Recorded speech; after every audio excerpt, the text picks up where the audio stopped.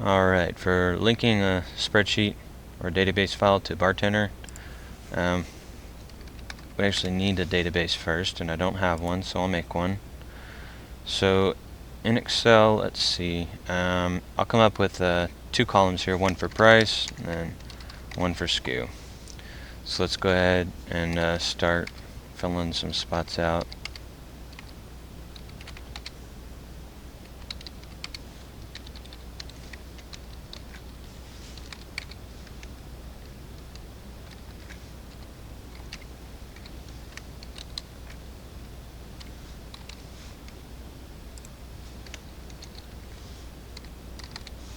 Alright, so there's some random SKUs, some random prices. In a real world scenario, these would be real items and their prices, of course.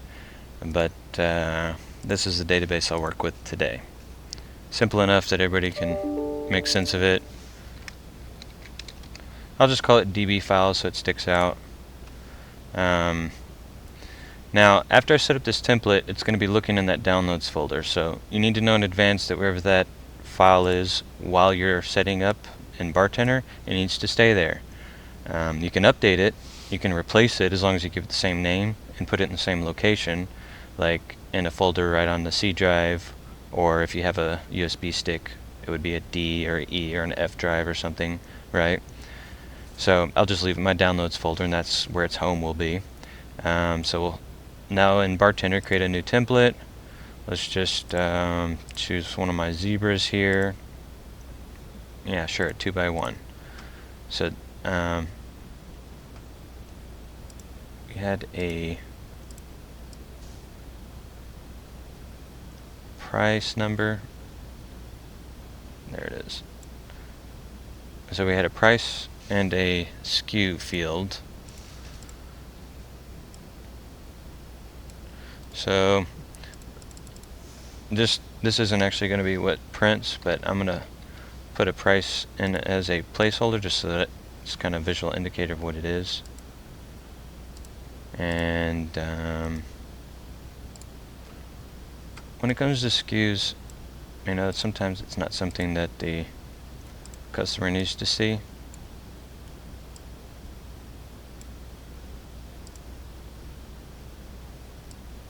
Right? That's a typical price tag. And when you scan the barcode, it's the actual SKU that your WMS or POS or inventory system is looking for. In the barcode, some people need UPC. I'm using a code 128. Let's make it a little bigger, easy to scan. Now, I did make it bigger, but I want to see if my amount of digits is going to make it larger or smaller. So the embedded data, which is placeholder data, just 1 through 9, but I have like 3 letters, a dash, and 3 numbers. So I'll simulate that here. And what do you know? It made my barcode run off, so let's clean that up real quick. Actually, I can do that. Let me just center this. Perfect. Okay, so that's going to be kind of the biggest barcode size. It fits within the label. So this is a SKU field, this is the price field. There's nothing really complicated going on so far, but I'm explaining so you understand the idea of things. The very next step we're going to do is hit this button for database connection setup. And we're going to have a lot of options here. Depending on your version, you may see more or less, but we're working with Microsoft Excel. It's an offline file that I made and saved in my downloads folder. You could use online files too, but that's a different selection, just so you know. And we shall select the file. I know that's in my downloads folder. It is a DB file. So now it is taking a copy of that. It's not directly linking to it, it's taking a copy of it. If you hit ignore empty records, it's going to butt information up. So like if there's a price tag that doesn't have a SKU and you just, you know, you need it to work out that way, don't hit ignore empty records. So it's best practice not to hit that. Let's hit this preview. Let's take a look. That's how it should look. It has your title bar here with the actual headers of the columns. Now you could say my first row does not have field names, but now the word price and the word SKU is being treated as a record. So if you print record 1, it's going to say price at the top, and when you scan the barcode, it'll just say SKU. So that's not what we want today, but sometimes your spreadsheet may not have headers, so you want to turn this off if you do not have headers. So I'll leave mine on, and the other common thing you might flip back and forth is some people do vertical spreadsheets like mine is. Some people do them horizontal, left and right, so it looks a little different, and we know that's not correct, but for some people's spreadsheets that would it would appear differently and it would be an accurate representation. But this is for mine, it'll be rows, and the first row has field names. So our preview is accurate. We'll hit next, and then no, I'm finished, and then we'll hit OK on here.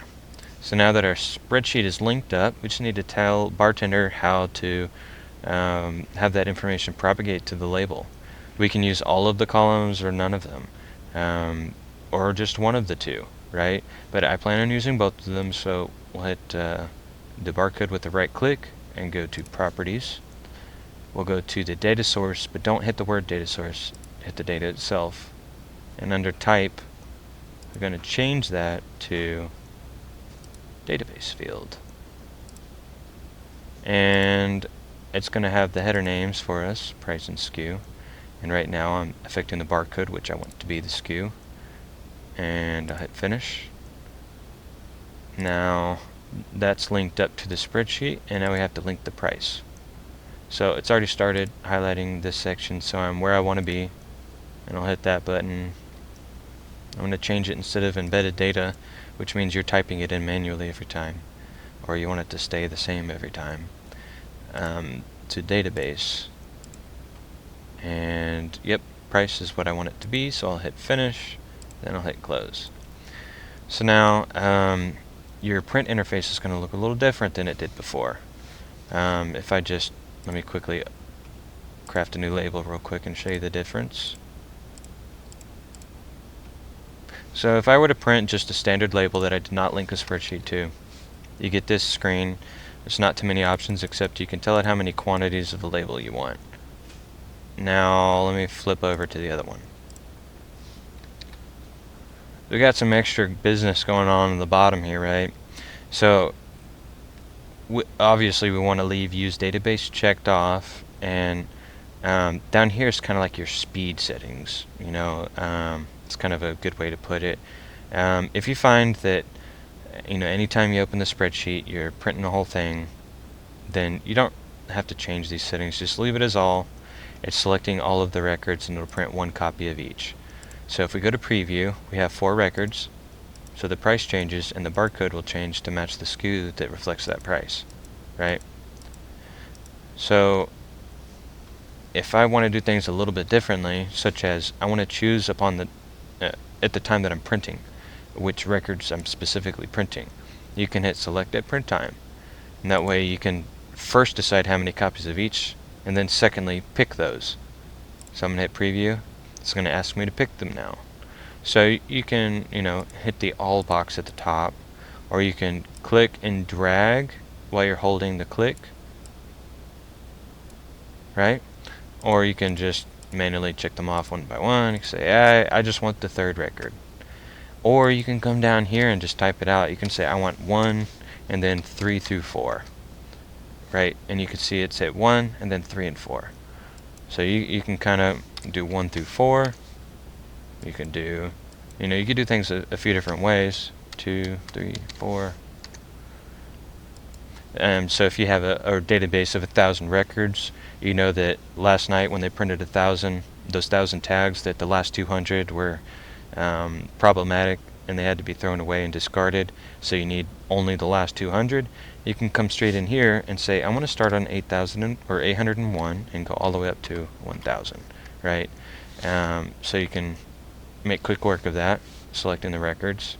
However, let's hit all, and then I'll hit Preview, and then here we are previewing each of the records, 1 copy of each. Now if they got a purpose where 1 label goes to the package, 1 label goes to paperwork for that package, so you need 2 copies of each, we can do that. We can also leave it selected at print time or selected, which means you're selecting it now. So you're selecting it before you hit the print. So you go hit select records and uncheck all. Maybe I just want 2 copies of number 4. So now here's record number 4, and here's my 2 copies.